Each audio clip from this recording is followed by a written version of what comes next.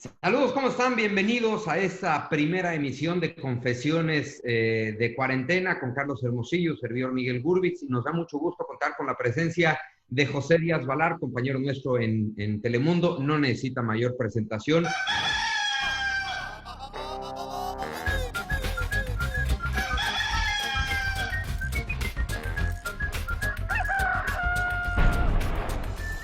La Mirado. presentación, no sé, José, si hacerla en español o en inglés, porque como dominan los dos, pero voy a jugar safe. ¿Cómo estás, José? Bienvenido, y José, nuestro Un padrino. abrazo, mis queridos amigos. Qué gusto en verlos, aunque sea a la distancia y por la ordenadora, pero es un placer estar juntos nuevamente, los tres. ¿Cómo Sí, los quiero y los admiro? igualmente, así se te admira, se te respeta. Y yo creo que mi gallo es el que tiene que empezar con la primera pregunta y yo te voy siguiendo, mi gallo. Acuérdate, Gallo, que lo que nos caracteriza es el desorden, así que se vale de todo, José, se vale interrumpir, se vale decir absolutamente de todo. Bueno, lo primero que a mí me gustaría que nos dijeras, José, es ¿quién es José Díaz Valar? Un hombre de familia, un hombre que tiene dos hijas maravillosas, una esposa extraordinaria y que me siento muy orgulloso de ser latino, de poder ser parte de un grupo de profesionales, ¿no? que servimos a nuestra comunidad a través del periodismo. Soy un hombre que no tengo mucho tiempo libre, pero el tiempo libre que tengo es para estar con mi familia y compartir, aprender y disfrutar de las cosas que son tan importantes en la vida y que quizás hasta ahora no hemos podido ver lo importante que es la familia, de poder compartir, porque la vida pasa muy rápido, ¿verdad, amigos? Y uno está Fíjate, estoy pensando, ¿no? Las veces que yo he tenido el placer de compartir con ustedes, ha sido en Rusia, ¿no? En Confederación. En la confederaciones, después en la Copa del Mundo, ¿no? Vernos en distintas partes del mundo, ¿no? Ejerciendo nuestra vocación y que todo eso, ¿no? Al final del día lo que importa quizás es poder tener oportunidades de compartir con seres queridos y con familia, ¿no?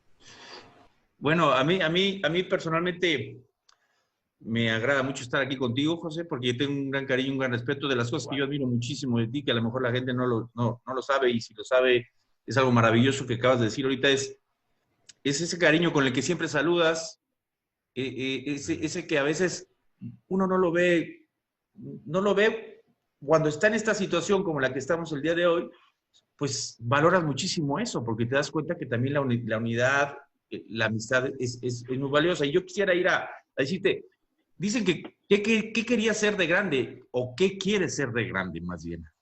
Todavía no he decidido eso, Carlito. Yo lo que quiero es poder, de alguna forma u otra, ayudar, aportar. Lo que yo quisiera hacer es poder informar, poder seguir informando a la gente de una forma honesta, con sensibilidad, compasión, siempre recordando, ¿no? que lo que hacemos todos es ayudar, compartir información fidedigna, objetiva, que la gente pueda saber que nosotros estamos dando la información que pueden confiar en ella, ¿no?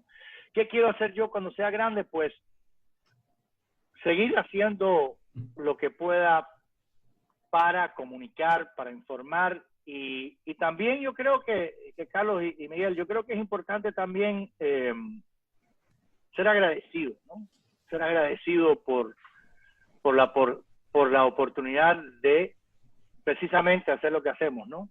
Carlos, pienso en ti, ¿no? En todo lo que tú has logrado como jugador, como estrella, y cómo ahora estamos viendo un aspecto de ti, Carlos, y especialmente con esas interacciones que tienes con Miguel, son formas de servir, porque estamos viendo, ¿no? A ver, Carlos, cuando tú estabas en el apogeo de tu carrera, el gran goleador, ¿qué ¿Pensabas alguna vez estar haciendo esto? Pues yo siempre, José, yo siempre visualicé mi vida en dos sentidos. Bueno, en tres. Ser director de la CONADE, que fui director. Ser director deportivo de un club, que eso no lo he podido ser.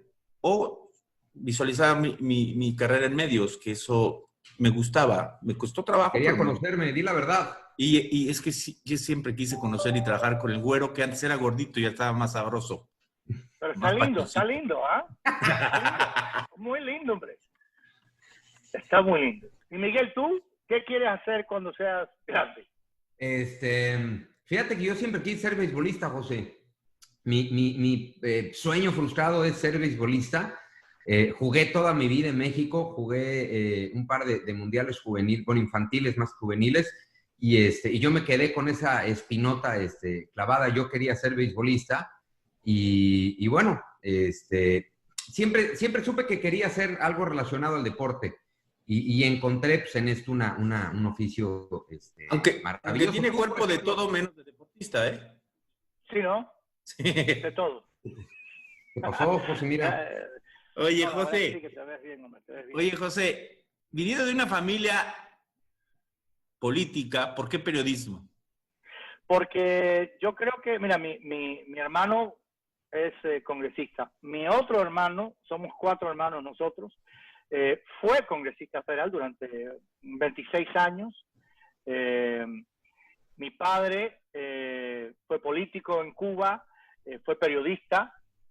Mi abuelo fue político en Cuba, fue periodista en su momento. Yo creo que la forma de servir, ¿no?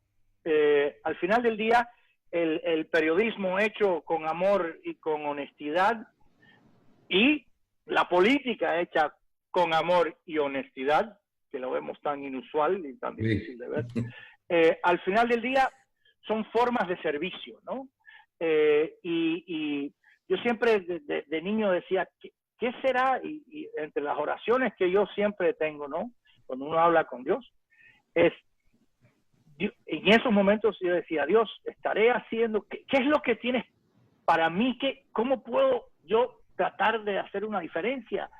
Y hoy en día, mis oraciones y mis preguntas a Dios son, Dios, estoy haciendo lo suficientemente bien, estoy haciendo lo suficientemente intensamente, estoy sirviendo, estoy haciendo las cosas lo suficientemente bien.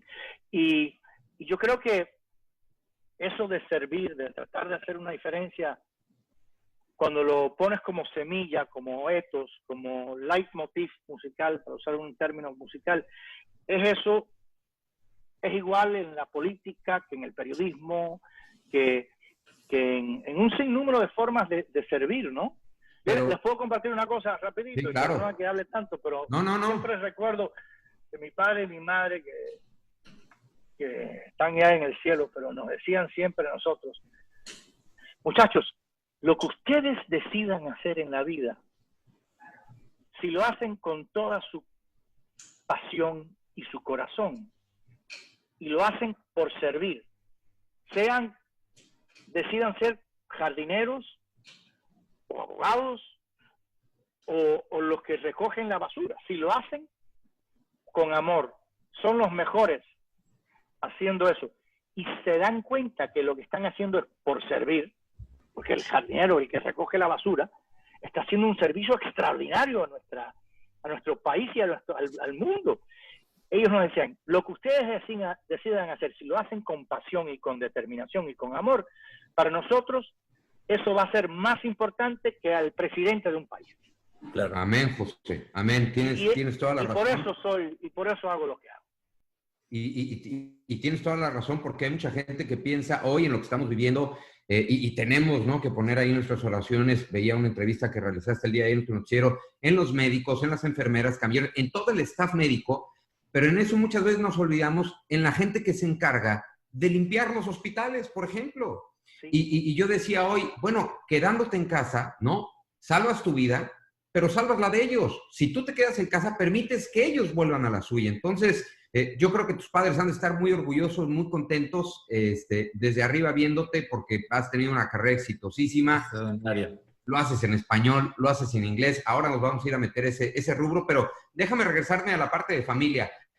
Cuando tú dices, yo voy a ser periodista, con toda tu familia en la política, y son vistos como bandos contrarios, no te dijeron, oye, José, entiendo que había antecedentes de tu familia en el periodismo, pero no te dijeron, oye, ¿pero por qué? ¿Por qué no te vienes al lado político? ¿Nunca te jaló esa cosquilla de ser político? Nunca, nunca. Jamás. Nunca me jaló y como te digo, como ellos nos decían, nuestros padres decían, ustedes encuentren su camino, encuentren lo que es una vocación de servicio.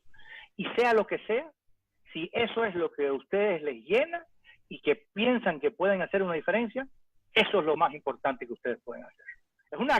Es libertad, nos dieron mucha libertad. Maravilla. Qué maravilla, porque en esas épocas normalmente te decían, si eres doctor, tú vas a ser doctor. Sí. Cierto. ¿No? Cierto. Y a Miguel le decían, tú eres lindo, y ya, y mira cómo salió. Superé cualquier expectativa, mi José. Eso sí es verdad, eso sí es verdad. Muy simpático. Oye, José, a mí me hubiera encantado, y te pregunto, estar en una mesa con, no sé si les tocó estar con tu padre en su momento, sí, y con tus hermanos, en una mesa que debería haber sido de una discusión terrible.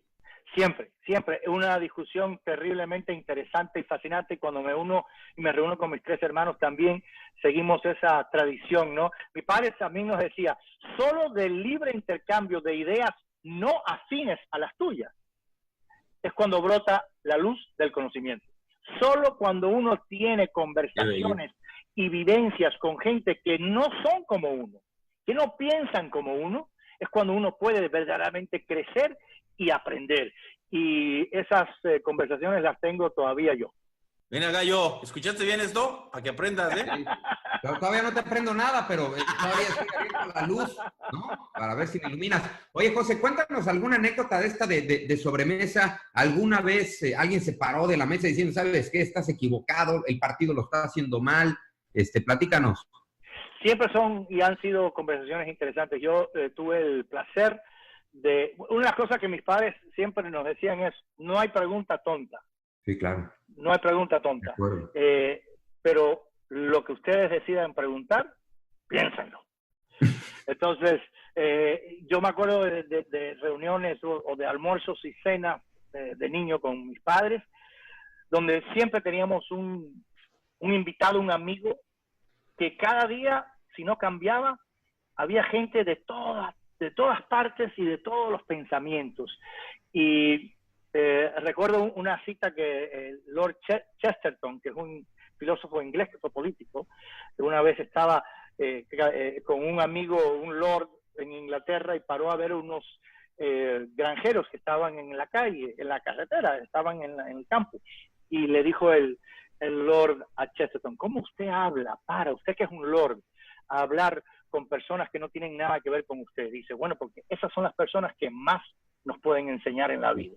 La gente que no tienen mucho que ver con uno. Y yo no comparo nunca a nosotros con otros. Siempre pensé, gracias a mi padre, a mi madre, que siempre nos abrieron los ojos al prójimo. Y no a las personas afines a uno, sino a todos, ¿no? Y yo aprendí más y continúo aprendiendo más de personas con las cuales no tengo mucho en común que con las personas... ¿Qué tienes en común? ¿No? Sí, 100% de acuerdo. Oye, ¿y cuál sería el evento? Yo me voy a saltar un poco, Gallo. ¿Cuál sería el evento que te forjó a ti como periodista? Hermano, mire, no quiero aburrirlos tampoco, pero yo empecé en el año 1984 en el periodismo. ¿Igual que yo? Sí, igual que tú. En el 84. Sí. Gurwitz estaba aquí en el 84, ¿dónde estaba? Yo soy premillennial. Sí, ¿no? Sí. Premillennial. No, ¿Qué tienes 84. En la cabeza, Miguel? ¿Qué tienes en la cabeza ahí? ¿Qué es eso? ¿Qué te pusiste ahí en la cabeza? ¿Dónde? Son unos post-its. Que cuando me aburro de mi gallo lo pongo. Mira, sí. así. Cuando me aburro de mi gallo, José, le hago así. Ya no te quiero ver, está roto. Pero fíjate que le pega a la pared de Carlitos atrás, el post. Mira, como José criticó mi pared, la voy a adornar, José, mira. Mira, hombre, qué bien. Mira esto. Ahora sí. No, Mira, ponle una firma y lo vendes como arte en el próximo de estas exhibiciones. Seguro. José, lo que pasa es que el color de la pared y el color de él es lo mismo. Es lo mismo, igualito. Igualito. Oye, ¿y el tuyo? El mío es moreno. Oye, no, pero les cuento. Mira, en el 85, 84 me mudé a El Salvador para cubrir el proceso de guerra que había en Centroamérica en los años 80. Esos fueron los años de Panamá con Noriega, fueron los años de la Contra en Nicaragua, fueron los años de El Salvador, la guerra civil, Honduras, en 85 el terremoto de México, donde estuve casi un mes ahí cubriéndolo, tantos eventos, la muerte de la princesa Diana en Inglaterra, fui por ejemplo, a los campos de exterminio en las afueras de Srebrenica, en Bosnia y Serbia, en el año 97, viendo tantas cosas, el terremoto de México, este último hace 2 años, sí. Terremoto de Chile, tantas cosas que he visto, he sido testigo, ¿no?, de la historia, simplemente haciendo mi trabajo, ¿no?, el fin de la Unión Soviética, todas estas cosas que son como vivencias, ¿no?, que uno tiene. Yo no pudiera, creo, decir, este fue la noticia o el que más me impactó. Tengo muchas, y llevo conmigo, muchachos, en mi corazón y en mi espíritu las vivencias y los momentos que he podido conocer a gente que me han cambiado la vida, la gente más humilde, la gente que no pide nada, que hace todo y no pide nada, que no son ni celebridades, ni presidentes, ni príncipes. Son gente que en su propia vida están haciendo lo mejor para sus hijos. Y esas son la gente que yo llevo conmigo y que son los más importantes lecciones que yo he tenido en mi vida. Oye, José, ¿ha llegado en todos estos eventos que has cubierto, guerras, desastres naturales, ha llegado el momento en que piensas que el respiro que estás dando, ¿no?, va a ser el último de tu vida? Miguel, no me lo han preguntado eso mucho, pero yo te diría que quizás 8 veces en mi vida yo he pensado, de esta no salgo. Vale, ¿nos puedes compartir? Sí, en El Salvador varias veces. Una vez que estábamos, mi camarógrafo Jorge Contreras, que sigue siendo una estrella, camarógrafo, ahora es el camarógrafo, uno de los camarógrafos de Univisión en Washington, D.C., y en el 84, 85 y 86 vivimos estos 3 años juntos como equipo en El Salvador, viajando por todo el mundo. Pero él, yo y Chelito, que es el sonidista, estábamos una vez, de las 8 veces, te puedo contar que una fue que fuimos desde Costa Rica a Nicaragua, entrando por el río Sarapiquí, después el río San Juan, que divide Costa Rica de Nicaragua, donde estaba caliente en el lado nicaragüense, en el 85. Entramos por el río para abajo, había una base militar sandinista, paramos, filmamos en esa base militar sandinista que tenían helicópteros Mi-24, que eran los soviéticos, que los sandinistas decían que la Unión Soviética no les había dado. Ahí tenían uno escondido, lo filmamos, bajamos por el río, como 40 minutos por el río San Juan, y ahí nos encontramos un grupo de contras en el lado nicaragüense. Los sandinistas decían que no habían contras en Nicaragua y que no tenían Mi-24. Cuando estábamos entrevistando a los contras en el lado nicaragüense, los sandinistas se dieron cuenta que nosotros habíamos visto unos contras que los estábamos entrevistando por una comunicación, y empezaron por el walkie-talkie a decir, eso no es posible, esos tipos no pueden estar ahí, no pueden estar ahí. Entonces empiezan, el comandante contra, se pone en el teléfono, le dice, el walkie-talkie, le dice, si estos corresponsales mueren, es culpa de ustedes. Y decía el otro, no, si mueren, es culpa de ustedes. Yo le decía, muchachos, ¿por qué no vamos a discutir? Sí, es culpa, hombre, vamos a estar tranquilos. nos vamos por el río. Y en eso, los sandinistas le dan la orden a todos los soldados que estaban en Nicaragua de eliminarnos.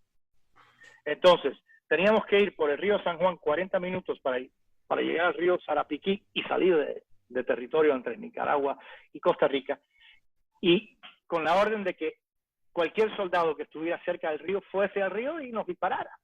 Wow. Entonces, 45 minutos pensando cuándo nos van a matar.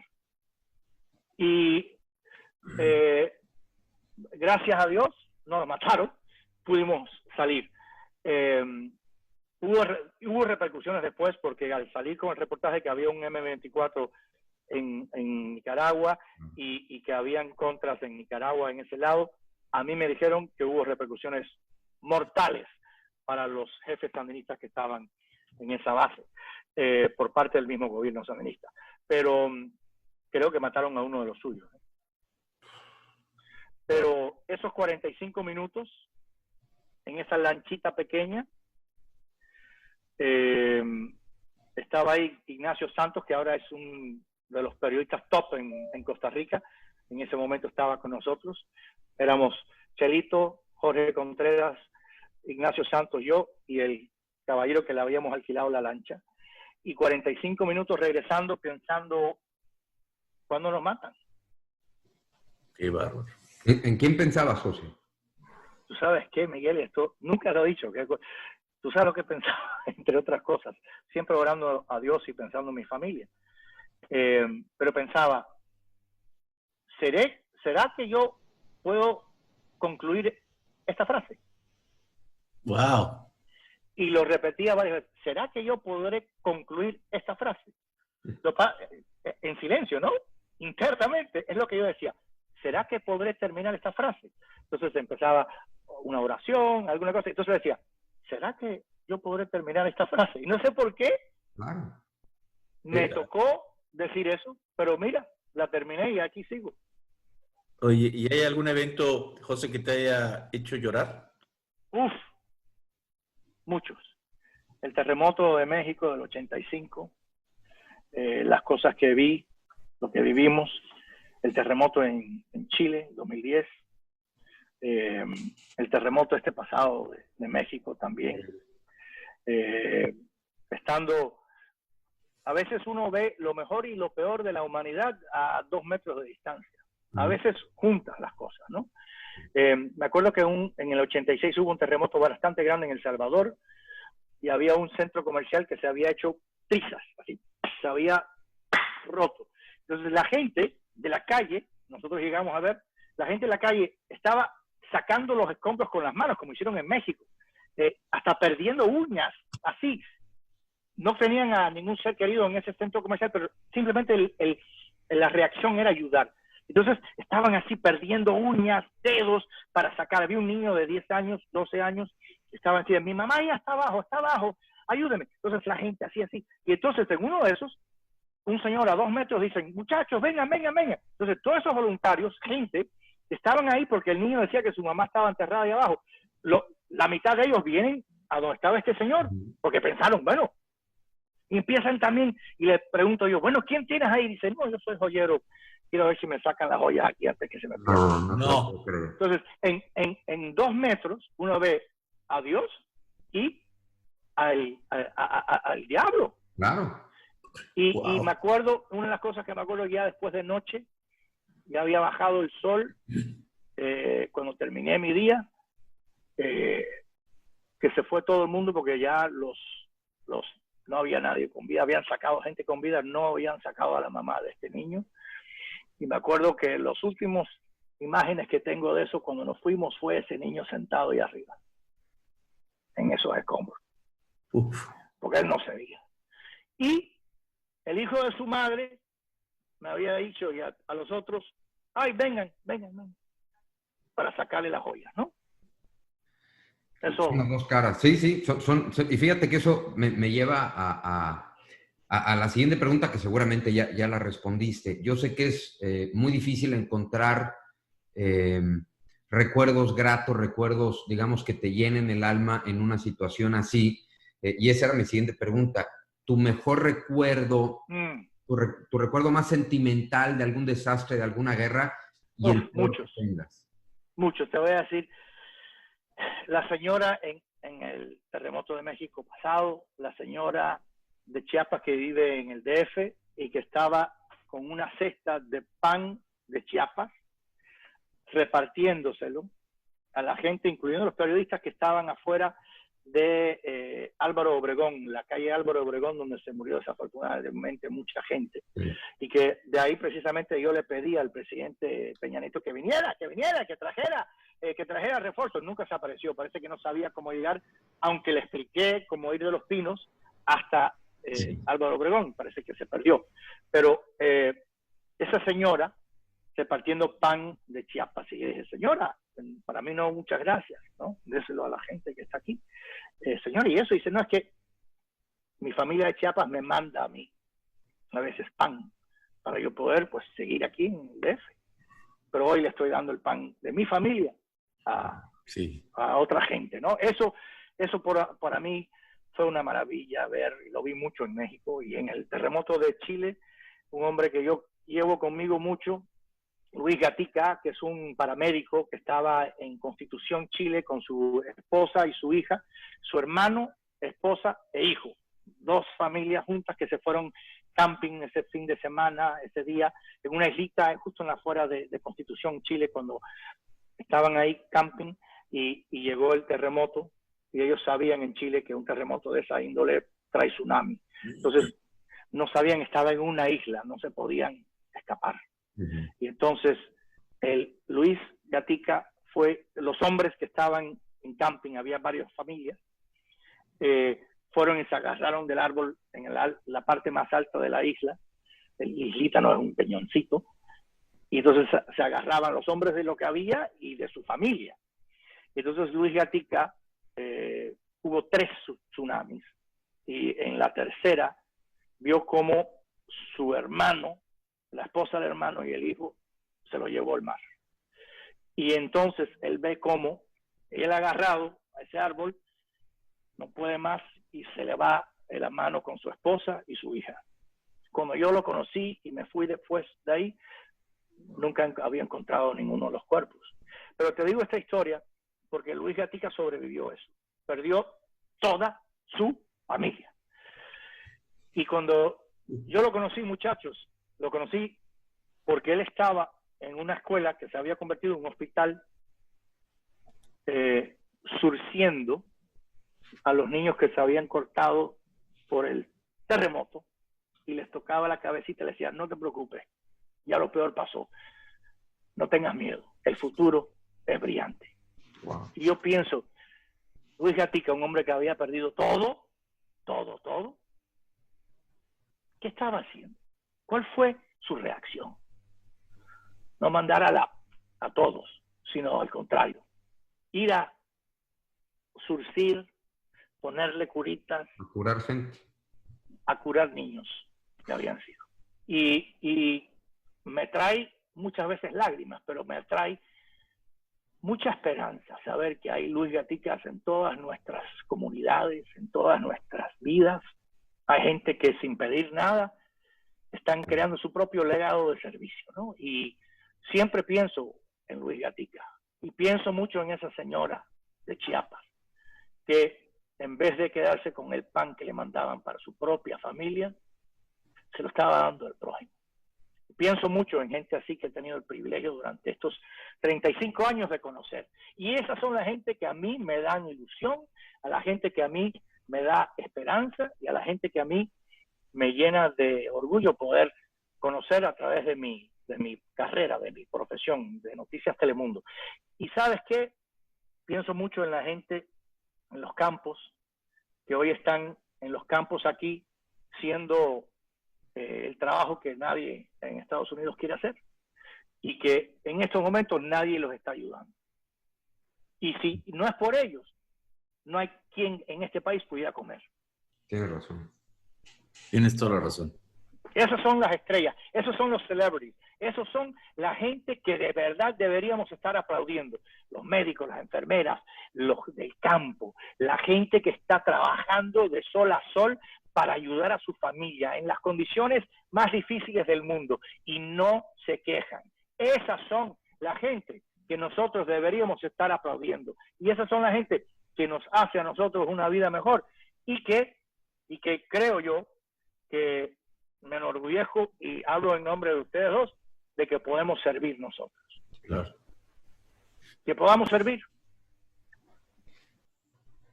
Oye, Sí. José, dime, dale, Gallo, dale. No, dale. Yo quería preguntarte, si nos los puedes compartir, cuando tú vas a alguna misión en donde sabes que quizá o que corres el riesgo de no volver, ¿cómo es ese momento con tu esposa, con tus hijas? ¿Cómo es la despedida? ¿Qué les dices? Eso es increíble, Miguel. Mira, yo tengo el privilegio de que mi esposa la conocí ya siendo periodista, porque llevo esto casi una vida, ¿no? 35 años de mis 59. Y ella también tiene, mi familia tienen el entendimiento que esto no lo estamos haciendo por otra cosa, sino por tratar de servir, de la información, el servicio, ¿no? Me siento tan orgulloso de Noticias Telemundo, ¿no? De los hombres y mujeres que están poniendo todo para todos los días sacar la información, ¿no? Información tranquila, mesurada, siempre, la verdad, las cosas como son, como dice el presidente de Noticias Telemundo, Luis Fernández. Y ha habido momentos en que uno dice, pues, me voy, me tengo que ir, el terremoto, o hay un tsunami, o cubrir un huracán, ¿no? Y uno tiene que estar ahí. Es lo más difícil, creo que es igual de difícil para mí que para mi familia, ¿no? Decir, bueno, mira, me tengo que ir porque saben lo que tengo que hacer. Y ellos saben que es una responsabilidad compartida, ¿no? Pero más difícil es estar ahora en los campos de este país trabajando sin que nadie te apoye. Más difícil es tener que dejar la familia de uno, cruzar la frontera y empezar una vida nueva. Más difícil es los que se van huyendo de la dictadura de Cuba, que lo han tenido que hacer durante 60 años en balsas o en llantas, y que no hay un muro de Berlín, hay un muro de agua, de océano, lleno de tiburones, y que están dispuestos a hacer eso por un futuro mejor. Eso, nada que yo, tú o nadie puede hacer, se compara a los esfuerzos y a los riesgos que la gente están haciendo a diario para una mejor vida. Yo pienso mucho, ¿no? En esos. Tengo un gran amigo que que trabaja en los cruceros. Él trabaja cuando llega un crucero, siempre hay mantenimiento que hacerle a estos barcos gigantes, ¿no? Entonces él hace de todo, puede hacer algún tipo de carpintería, pinta, y antes de ayer me dijo, mira, nos han botado a todos de un día para otro. Esa gente que trabaja día y noche para aportar, están ahora solos.